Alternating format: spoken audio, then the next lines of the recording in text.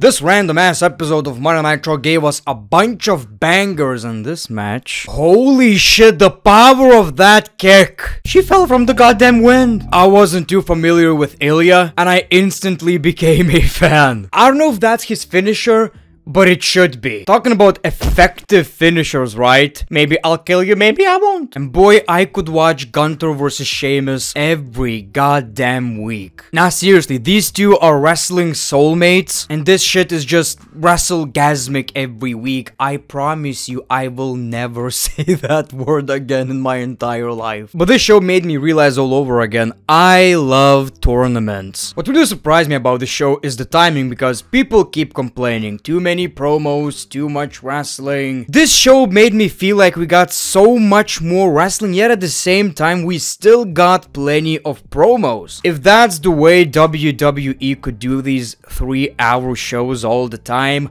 brother. What sucks though, and I could be totally wrong, I believe Rey Mysterio vs Kofi Kingston is happening in a live event. That's really unfortunate. This is one of these random ass matches that I would really love to see. I don't know what it is about it, I would love to see that match, so I'm not sure why WWE did this. Even if it's a 5-minute match, I wish we got that on Monday Night Raw, or at least next week, right? But of course, welcome to Greatness of Raw. Absolutely loved this episode. Not much story progression, but boy, was it a really fun show. Now, of course, you know what to do. You know what to do. You gotta click that like button. You gotta subscribe if you already didn't. Tickle the ballsack, aka YouTube notification bell. Before we grow it to the moon, a word from our sponsor. This video is sponsored by Wrestling GM, where you can actually prove that you can book it better. Wrestling GM is the best wrestling simulation game in the world. The only game where you can be a business owner, TV show writer, and universe creator at the same time. Pick who fights, who becomes champion, manage each wrestler's career, write your own storylines and feuds, and even create your own wrestlers and companies. Find out why 250k plus players continually keep playing Wrestling GM. The game is very deep and the opportunities to play it are endless. It is the perfect mix of creativity and strategy. You can control and create all the outcomes within the game. I also played this game before on my channel. The playlist of Wrestling GM series is in the description below. Wrestling GM is available on all iOS and Android devices, and there's a link to download the game in the description below. Now this episode of Monday Night Raw kicked off with the Judgment Day, and honestly, I'm struggling. You know this feeling when you're trying to like something in wrestling because you like the person, you like the story, the actual story. Damian Priest being, I believe, broke and then winning the World Heavyweight Championship. I'm so happy he's a champion.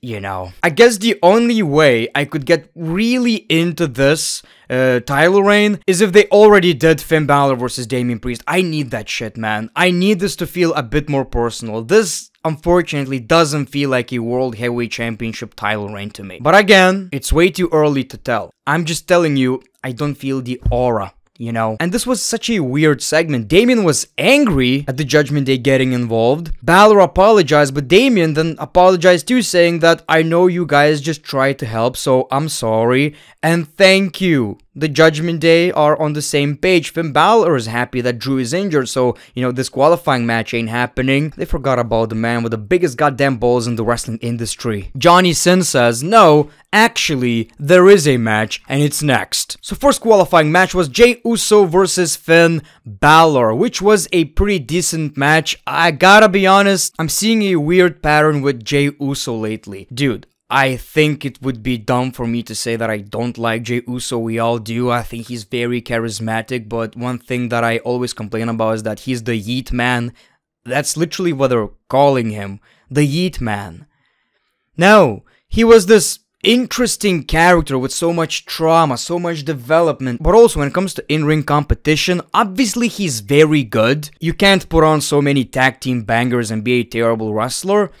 I do believe though that his moveset is very limited. I don't know, he needs to have new moves. I know it sounds so crazy, so dumb, so basic, but seriously, the man needs more moves. And I'm saying this because I like Jey Uso. If I didn't like Jey Uso, I wouldn't even talk about it probably that much because I wouldn't give a fuck. Now, Drew McIntyre tried to get involved, but Jey Uso still won the match. A match that maybe Drew McIntyre was supposed to win. So obviously Drew McIntyre is angry about that shit, but Adam Pearce says, you made this into this thing. You said that your arm is injured. So Drew McIntyre gets angry and leaves. A couple of seconds later, CM Punk arrives to the arena and he was there to kick Drew's ass. Unfortunately, Drew McIntyre already left. Probably chopping some wood with that big ass sword he got from The Rock, you know? Just having some fun. Man, I love these camera shots. CM Punk's entrance kicked ass. He was waiting for Drew McIntyre basically and told the crowd to tweet at Drew McIntyre because he's probably, you know, waiting in front of the red light and Punk wants him to come back so he can kick his ass. The promo was rather basic, but it's all about, for me personally, just seeing CM Punk, you know? But they're just building that anticipation. You know, we want to see these two in the ring even more now. Punk broke his elbow. Next time he's going to break his face, then his heart. And the fact that you didn't show up proves that you are scared of me. We're just building to that shit, man. This wasn't anything that special, but again, I'm just so interested in this rivalry. It's crazy how it wasn't even supposed to be about Drew McIntyre and CM Punk. It was supposed to be about Seth Rollins and CM Punk, but this is even better in my opinion. It's crazy how much it benefited Drew McIntyre. Maybe without CM Punk, Drew wouldn't even be in that situation. Honestly, I give you like 80% it wouldn't be the same. Drew McIntyre's resurrection was because of CM Punk. They also referenced AEW, Jack Perry situation and all that, you know. Just fun seeing Punk. You know, that's basically it. We got Natalya versus Io Sky. On paper, you're like, okay, Natalya's in the ring. Well, honestly, this was a fucking banger. This was a really, really good match. It's almost like at this point, Natalya is like, you know what? I'ma prove you what I can do. We got some really, really interesting spots in this match. Now, obviously, Io Sky won, as she should. Then they cut a promo, and we're back to the what chance. Yes, ladies and gentlemen, after one of the hottest crowds in WWE history, we're back to what? Nice job. We got Ilya versus Ricochet. We knew this is gonna be good. I like how this championship means so little. He's not even bringing that shit to the arena. Like, I'm a speed champion. Get it? Because I'm fast. This shit was absolutely nuts. Obviously, Ricochet is always great. No surprises right here. This man is just a living, moving highlight reel. But Ilya, man, like I've said, I haven't seen a lot of his work. I've seen a match or two, maybe. But this dude has such an interesting style. I'm getting Gunter vibes, honestly. How do I explain it? He feels like a classic old school wrestler, but old school wrestlers didn't do that shit. I don't even know how to put it. It's crazy how he did that suplex and it busted him open. But dude, that finisher, holy shit. So obviously Ilya wins the match. What a wrestler, man. What a wrestler. Can't wait for more. Okay, but then we got this match and right from the beginning we got a few botches and the match was just kinda there. Like the crowd didn't even respond and we got some weird ass moments. This was not a good wrestling match. Yeah, this kinda sucked ass, honestly. Now, Zoe Stark won and it's crazy that this match sucked because Zoe is great in the ring. She has such a unique style and so far everything involving her was so much fun. And maybe it's me, maybe it's just me, man. Maybe it's just me. I think this kinda sucked. We got Big Bronson Reed versus Chad Gable. This is not a qualifying match, it was just, you know, the Intercontinental Championship type of shit. But Sami Zayn interfered, yet still Bronson Reed came out on top because obviously he needs it the most. He's obviously third wheeling that shit. I'm seeing a lot of people saying that Bronson is just not doing it for them. I think he's good. I just feel like, you know, the story right here is Chad versus Sammy, so Carlito wants to be a part of the Judgment Day, it seems like, but of course Damien doesn't want any of it because in Puerto Rico he cost him the match. But there's one thing that will unite them: hatred for Rey Mysterio. Okay, I gotta be honest, this Becky Lynch promo was horrible. Not the delivery, but what the fuck are we even talking about right here? The hat? Who gives a fuck about the hat? She basically talked about the women's division, how great it is. Liv Morgan comes out and she can't believe they didn't bring her up. Which was honestly another pretty shitty promo. I liked what Liv did so far, but this wasn't it. She wants a title shot and Becky, well, she gave it to her in 3 weeks on the premium live event. We see Damage Control. Liv acted like she's going to hell, but obviously dipped. Thankfully, Becky did get some help right here. Okay, so the segment sucked. I know. But the fact that we're getting this match, I'm honestly interested, because the internet kinda made it into this big deal for whatever reason, and maybe Liv is actually winning this match. It's really unpredictable. Now, if she doesn't win, the internet is going to explode. People, Liv! Liv! That's what we're going to see on the internet, you know. A lot of tears. A lot of tears. But people, wait.